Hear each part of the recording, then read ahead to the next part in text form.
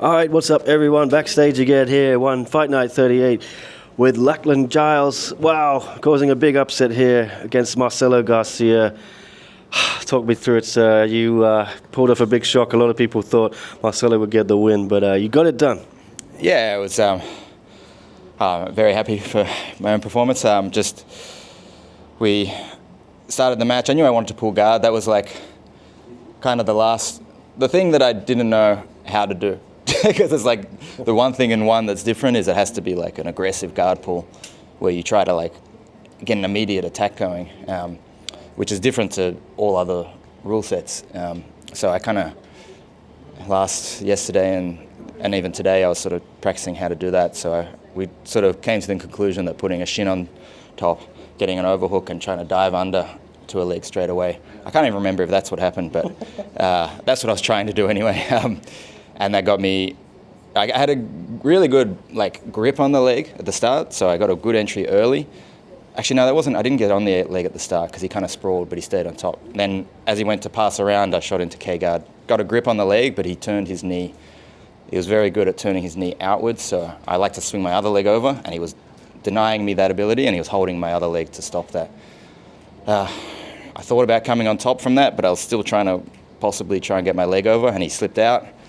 Then Marcelo was sort of trying to find angles. I could feel he wanted to get in on my hip. I know that's what I prepared for, Like I know I basically was treating the whole camp that if he gets a grip on my hip well before a submission, this is like leagues before a submission occurs, but if he gets in on my hip, I basically was considering that like I've lost, Like I've got to like fight that battle so hard because I know where I'm really good and I know he's good in so many areas and I had to try to keep it in my area. Eventually, I was trying to attack upper body. I tried to go for a few arm locks. He was keeping clear of those. Tried switching sides a few times. Eventually, got back to the K-guard, and this time I got my leg over to the back of his hamstring, which is where I can start setting up my finishes. So I locked his. It's my own submission actually that I very similar to some other ones, but like slight difference where I sort of lock their foot right across my chest. I locked that in tight. And then I spin my body around, and it starts to rotate the leg, and got the tap. So yeah, it was. They called it a knee bar, but I think you corrected Mitch, and you called it a leg lock with a little twist. The lucky lock, right? That's right. Yeah, we'll go with that. Yeah. Have you done that one before? Never in tournament. I've been doing it a lot in training. Yeah. So probably the last year or so, I've been using this to high effect, and I've showed a lot of people. And no one else seems to get it. So I wanted one to happen in competition, and it did. So yeah, that's good. Oh, that's great. And you confirmed again at the end, as you did to me before the show, that you're going to retire, even though you won. I wondered before the show whether if you beat Marcelo, you might consider staying active again and having another fight. But you confirmed to Mitch that'll be it, right? Yeah. That's at least. I mean, who knows in the future? But like, that's my mindset right now. Is I'm retired. I can't like heck you get a better match than against the best in the world. Yeah, sure. You're not tempted though. I'm sure you had fun this week. Oh well, yeah, it's fun, but it's also nervous. Usually before a tournament, I'm like, why do I do this? Could be sitting on my couch, and yeah. But it was incredible. I just want to thank Marcelo for the match. He's incredible. He's such an idol of mine, so yeah. There's like some part of this I'm not happy with just because I like Marcelo so much.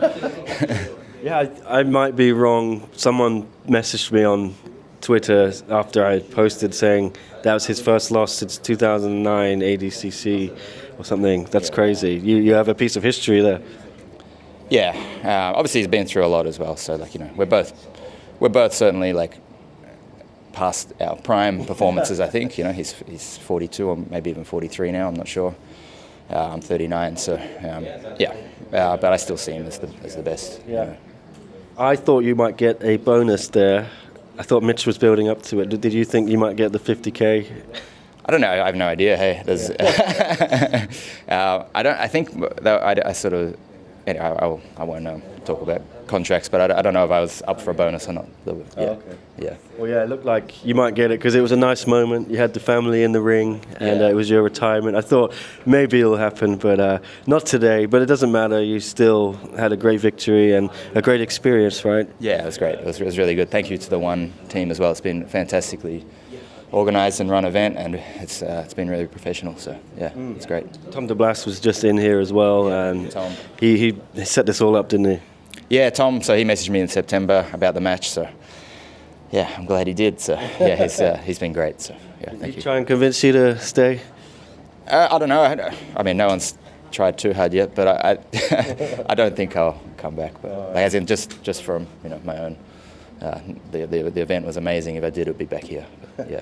Well, you said as well, keep going, persevere. That's what you did in your career. I think you said it was until you were 34 that you got your first huge win there. Is this your message to everyone as you bow out? Stick at it. You never know what you can achieve. Yeah, I think so. Yeah, I mean, not everyone has. I suppose there's so many people in jiu-jitsu who are not trying to compete and be the best in ADCC and so on. I think it's a slow process. Probably overall, too many people train hard, and then you have a short career. Everyone. I assume if you're training now, you want to be training in 20 years' time as well. You should go lighter, focus on the technical, methodical side of it, and eventually you get really good like that anyway. I think it's a bit slower than if you kind of spazzing around and risking injury a lot. That maybe gets you winning at tournaments a little faster, but then also you break down. So yeah. Do you have any other message to everyone you want to say as you bow out of an awesome career, Lachlan Giles?